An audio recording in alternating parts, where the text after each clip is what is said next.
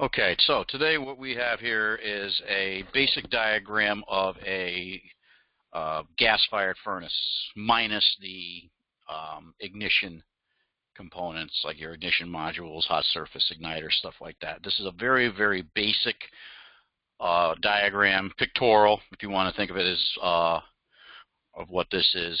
And what I want to do is I want to show and go over the basic wiring and sequence of operation for this particular diagram.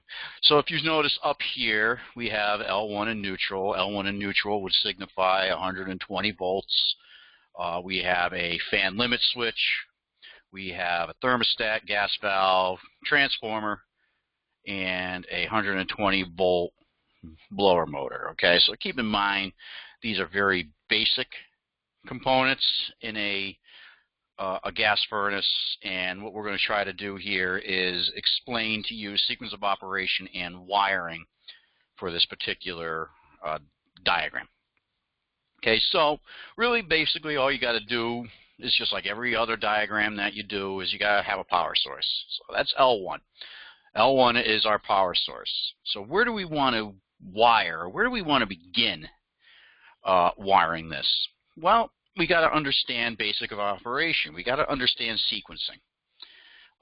So usually when we deal with a wiring diagram, all of our line voltage stuff is at the top of the wiring diagram. It's where it begins, where the power comes in to the system. So here I want to do the exact same thing. So I'm going to begin with L1, and I'm going to bring a wire down. And what I'm going to do is I'm going to start wiring my fan limit switch. Okay? And what I want to do is go from here up to my fan limit switch, as so. Just like so, okay? And what this signifies is I'm bringing L1 into my fan limit switch. Notice that the fan limit switch has two thermostats, okay, both 120 volts. Okay, one is a normally open thermostat, the other one is a normally closed thermostat. Okay, one is to control the fan and bring the fan on at a particular temperature. Usually that's somewhere around 130, maybe 140 degrees. The other side is my high limit, which is a safety. I want to be able to shut my furnace down in the event that the furnace gets too hot. Okay, and that is usually somewhere around 200 degrees. Okay, most fan limit switches have a safety set on them for 200 degrees. Okay, so I have L1 going into my fan limit switch. Okay, I can do two different things here. I can complete my high limit side, or I can bring down my furnace to my fan limit down to my blower. So what I'm going to do is just to kind of show you what I mean by the fan limit side, I'm going to draw my line from my fan limit, okay, we're going to make a connection. I want to do this, and then I'm going to come down just like so, okay. That's my fan limit, okay, just like that. Okay, so what I got going on is my circuit. My fan limit, my fan side of my circuit. L1 coming into my fan limit switch through my normally open thermostat. Okay, so at about 130 degrees, this switch will actually close, which will then send power down to my blower. So to complete that circuit, I want to bring my power back up to my neutral, as such, just like this. Okay, Bring it back. Okay, there is my complete circuit right there. Okay, L1 through my fan limit switch, into my fan limit switch, out of my fan side of my switch, down to my blower.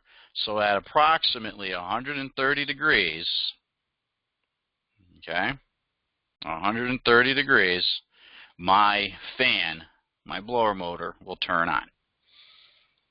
Okay, so that takes care of that circuit. So let's take care of another circuit here. Let's go and take care of the fan side. Okay, notice my high limit side. That's normally closed. Again, that's a safety. We want that safety to open in the event of a high temperature situation, roughly 200 degrees, like I said before. But what can I use that switch to control? Again, remember, this switch is 120 volts altogether. There's only one option that I can do in this scenario to get that switch into the circuit so that it will actually do something. I'm going to take that switch and I'm going to wire it. I'm going to wire it to the primary side of my transformer, just like this. Okay, and then I'm going to bring my switch, my power, to complete my circuit back to neutral. Oops, sorry. Let's delete that. Up to my neutral, just like that. Okay, that basically takes care of your line voltage side, your 120 volt power that's coming in. So we got power coming into my fan limit switch. My two switches are wired in parallel. Power will either go this way or this way. This little wire right here signifies a jumper. Okay, so once power comes into the bottom, it's going to get thrown that way or that way. Okay, so in the event of a high limit situation, roughly 200 degrees, okay, I'm going to kill power to my primary side of my transformer. And once the furnace reaches 130 degrees so that I can efficiently give heat to my space, that switch will close, sending power down to my blower motor, which is 120 volts. So, what's left? I have my 24 volt side of my circuit. Now again, this is just a very basic diagram, nothing too complicated about it. So what I'm going to do now is I am going to send power to my thermostat. Okay? Always remember, the R terminal on a thermostat subbase is your 24 volt power. So that power is coming from the secondary side of the transformer, like so. Okay, I'm just going to go this way. Make sure, I'm going to go up like this. Okay, going to go up, come over, and I'm going to come down. Here's my R. Okay, just like so. Okay, so there's my R. 24 volt power coming in, coming out, up to my R. Okay, so out of my terminal R, I'm going to go into my switch, my thermostat. Okay, so once the thermostat calls for heat, that switch closes on a temperature fall. Okay, temperature fall. I will now send power out to my W. Okay, so to do that, we're going to use, let's say we're going to use, I want to use a different color here. Screw it. We're going to use orange just to kind of signify the different colors. Okay.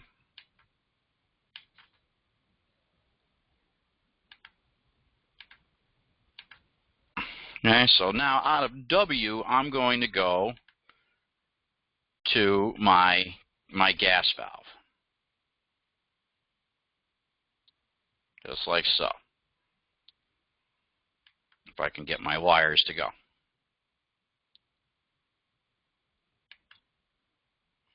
If I can get my wire to go. Come on, damn it. The hell with it, we're going to go back to red. Why won't it let me go?